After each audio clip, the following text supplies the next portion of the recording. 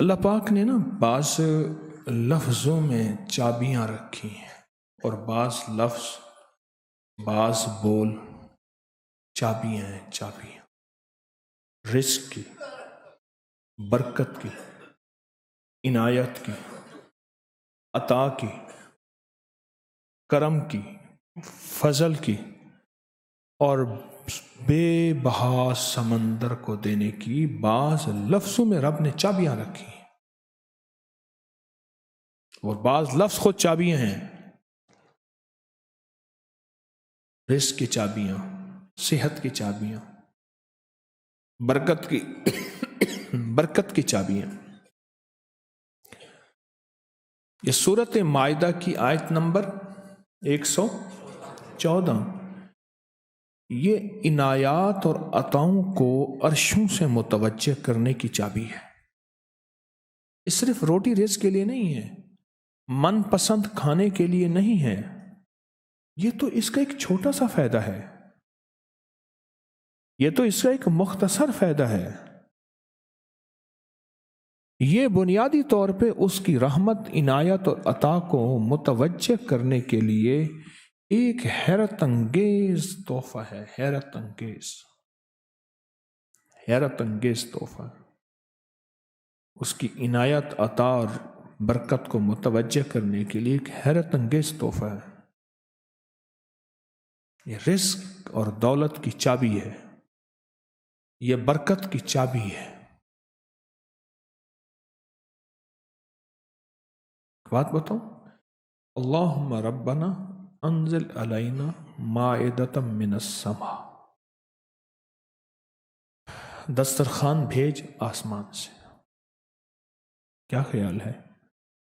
غریب کا، مالدار کا، وزیر کا، امیر کا، بادشاہ کا، سب کا دسترخوان ایک تو نہیں ہوتا۔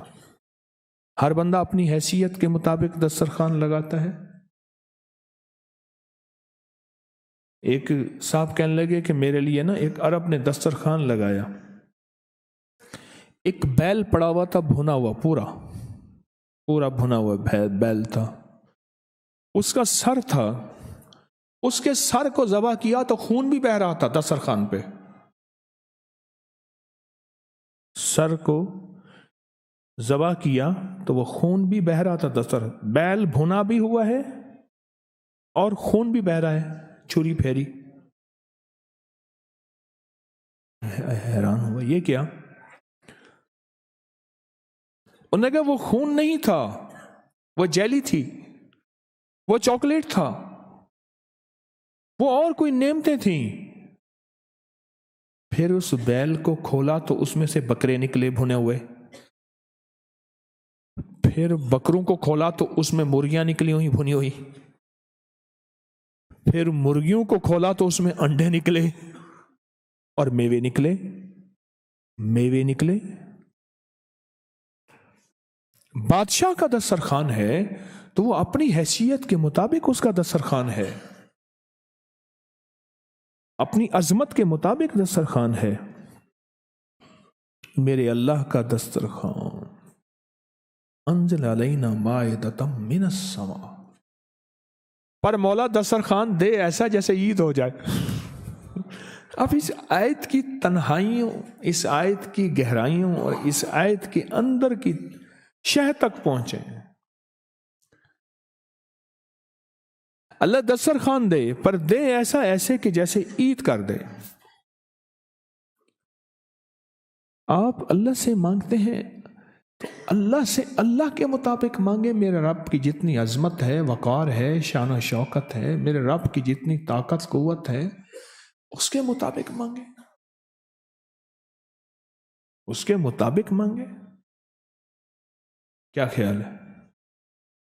یہ آیت اصل میں دسترخوان کے لیے ہے، اور دسترخوان سے مراد یہ کھانا نہیں، دسترخوان سے مراد دونوں دسترخوان ہیں، رزق روحانی اور رزق جسمانی،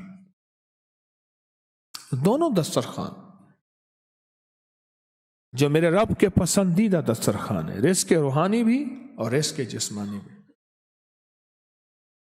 ہم افطار کے وقت کھانا مانگتے ہیں اللہ سے، مال مانگتے ہیں، دولت مانگتے ہیں، کیوں اتنی تھوڑی چیز مانگتے ہیں؟ اللہ سے رزق روحانی کیوں نہیں مانگتے؟ اور جنہوں نے رزق روحانی مانگا تھا، ایک اللہ والے تھے، ان کے خلیفہ تھے، تو فوت ہو گئے تو ان کے خط اٹھائے گئے، خط اٹھائے گئے، اپنے مرشد کو خط لکھتے تھے، اور مرشد کا مزاج تھا اسی خط پہ 2 لفظوں میں جواب لکھ کے بھیج دیتے تھے، 2 لفظوں میں جواب لکھ کے بھیج دیتے تھے اسی خط میں۔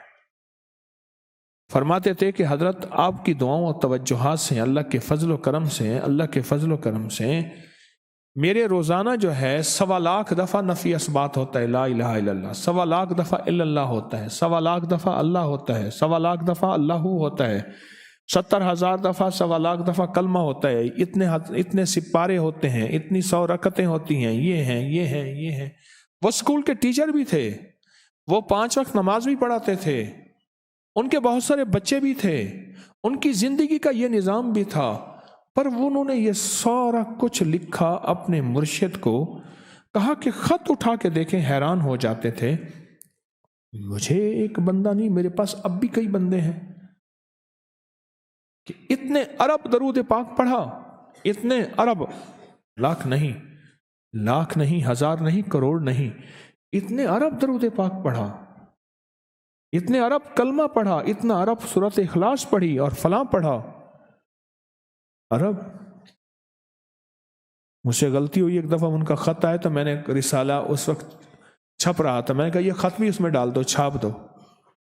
کئی ٹیلی فون تو میں نے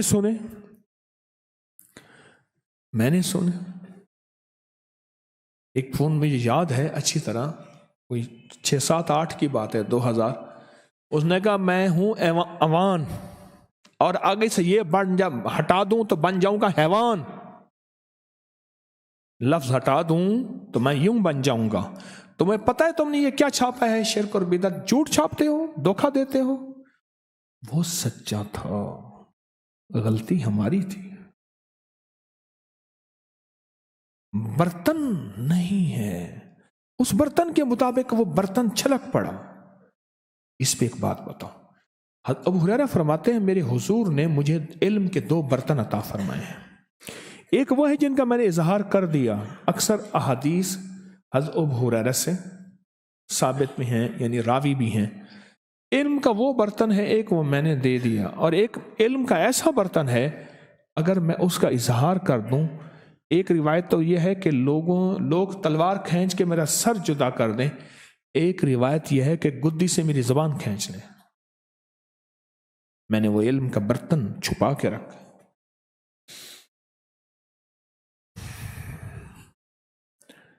ان کا خط تھا کہ اتنا سوالا، انہوں نے اللہ سے رزق روحانی کا دسترخوان منوا لیا تھا کہ اللہ یہ دسترخوان تیرے خزانے میں کمی نہیں ہے، یہ دسترخوان مجھے عطا فرما۔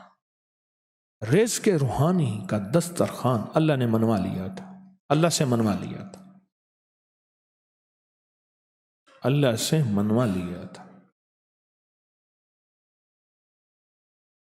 آپ اس آیت کے ذریعے اللہم ربنا، میں نے ایک عرض کیا تھا جن دعاؤں سے پہلے ربنا اور اللہم آئے، جن دعاؤں سے پہلے ربنا اور اللہم آئے، ان دعاؤں کی قبولیت، محبوبیت، مقبولیت، تاثیر، کمال بہت اور دعاؤں سے بہت زیادہ آگے ہے۔